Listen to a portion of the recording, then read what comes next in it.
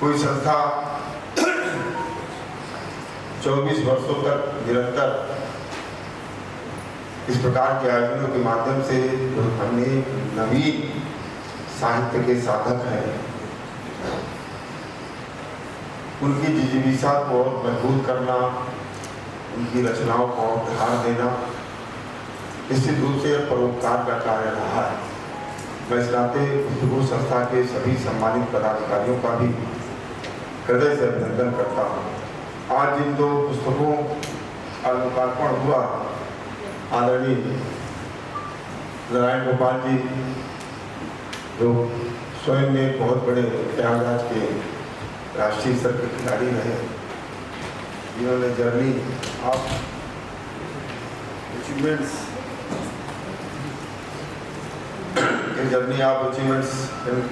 And aspiration निश्चित रूप से अपने पूरे खेल जीवन का अनुभव आपने इस पुस्तक के माध्यम से इसमें निरूपित करने का कार्य किया है, जो आने वाले हमारे जो खिलाड़ी हैं कहीं ना कहीं उनको बहुत ही प्रोत्साहित करने का कार्य करेगी।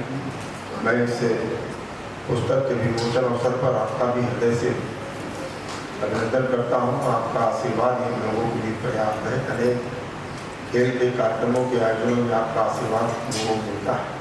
खेलो प्रयागराज का आयोजन हुआ, उसमें भी आपकी बहुत बड़ी भूमिका रही और हर खेल में आए, ये सबसे बड़ी बात है। दूसरी पुस्तक गुफ्तगू के 24 वर्ष, जिसकी मैंने चर्चा प्रारंभ नहीं करी, 24 वर्षों तक निरंतर एक अभियान, एक संकल्प लेकर के कि कैसे प्रयागराज की साहित्यिक परंपरा को लगातार आगे बढ़ाने का कार्य किया जाए, और उस दिशा में आपका प्रयास बहुत ही सार्थक है, बहुत ही अभिनंदनीय है। मैं आपका भी हृदय से अभिनंदन करता हूँ।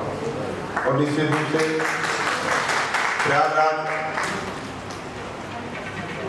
इसके बारे में कहा जाता है कि ये धर्म, अध्यात्म, शिक्षा, न्याय और राजनीति की नगरी, लेकिन ये साहित्य की भी नगरी है। मैं तो बहुत गर्व के साथ इस बात को अनेक मंचों के साझा करता हूँ कि अगर भारत के साहित्य को देखा जाए और प्रयागराज के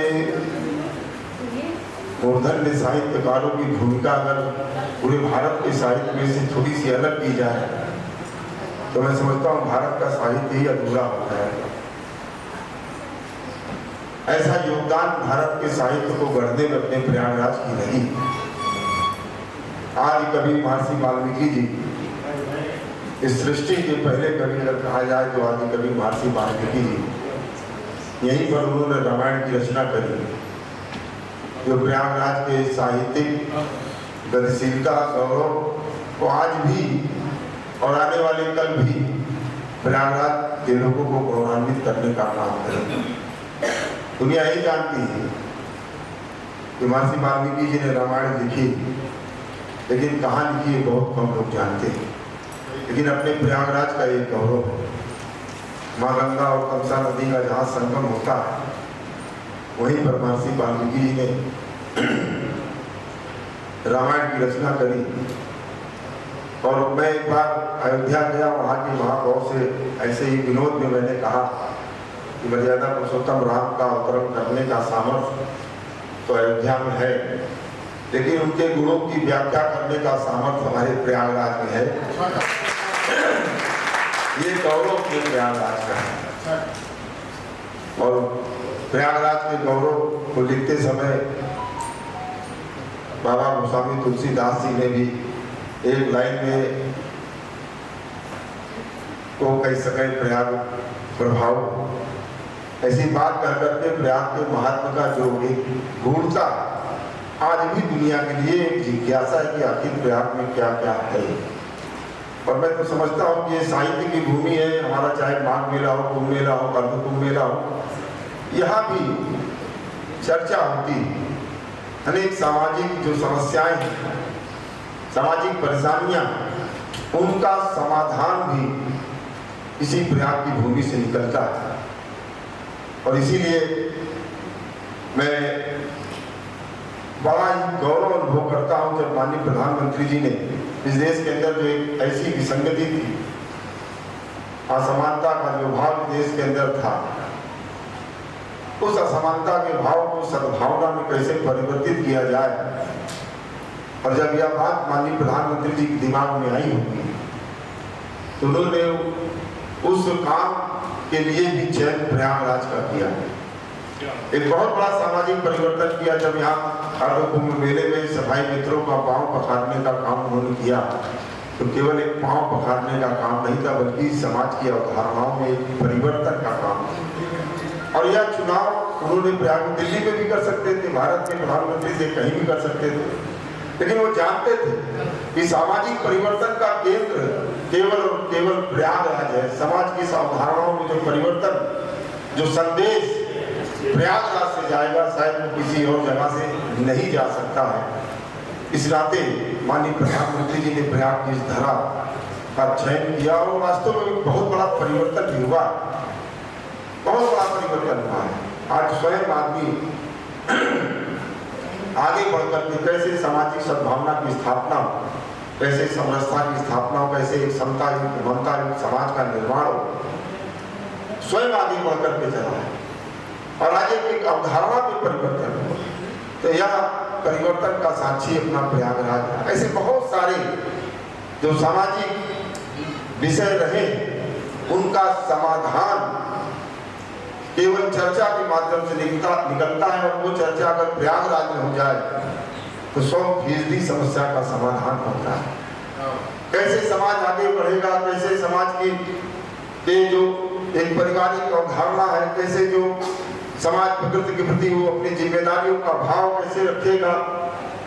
आप कल्पना करिए, महर्षि वाल्मीकि जी ने रामायण की रचना जो करी, पूरा उनका मर्यादा पुरुषोत्तम राम के जीवन की जो अवधारणा है, मैं इस बात को कह सकता हूं कि वो भी एक जीवन मर्यादा है। अगर रामायण के हिसाब से व्यक्ति अपना जीवन आगे बढ़ाता है तो किसी का भी दोहन कर ही नहीं सकता, चाहे प्रकृति हो चाहे मानव। और इस बात की जब आवश्यकता महसूस हुई तो पूज्य महर्षि वाल्मीकि जी ने यही पर रामायण की रचना करके प्रयाग के इस महत्व को एक विराट स्वरूप देने का काम किया है। अब समाज के अंदर जो अनेक प्रकार की अन्य विषयों की जो चुनौतियां रही हैं, उन चुनौतियों को आज तो विचार कर रहा था कि आज दुनिया के अंदर जो एक महासमर चल रहा है, लोग मरने और मारने पर उतारू, पूरी मानवता इस त्राहिमाम कर रही, पूरी प्रकृति का जिस प्रकार से नुकसान हो रहा है। और हर एक युद्ध के बाद दुनिया के जितने भी बड़े से बड़े युद्ध हुए, सारे युद्धों के बाद केवल और केवल संवाद होता है और संवाद के बाद ही समाधान निकलता है। भारत इसका सदैव से पक्षधर रहा और इसलिए ऐसे अनेक प्रकार के जो परिवर्तन हुए हैं, जो युद्ध के आधार पर नहीं था, मानवीय जो धारणा है, जो एक प्रकृति है व्यक्ति की, हर एक व्यक्ति का विचार जो अलग अलग है, हम उस विचार को तलवार से नहीं काट सकते, गोले बारूद से उस विचार को हम ध्वस्त नहीं कर सकते, लेकिन जब हम उसकी अवधारणाओं में परिवर्तन करते हैं तो कहीं न कहीं गोला बारूद स्वयं समाप्त हो जाता है। और ये केवल सामर्थ्य हमारे साहित्यकारों के अंदर है। आज पूरी दुनिया के अंदर जो विभीषिका इसका समाधान कहीं तो केवल भारत के साहित्य में है। भारत के पूज्य ऋषि मुनियों ने जो जीवन दर्शन गढ़ा उसमें, और इसलिए आज समाधान कहीं दिखता भी है दुनिया के सामने तो भारत की ओर ही निहारता है।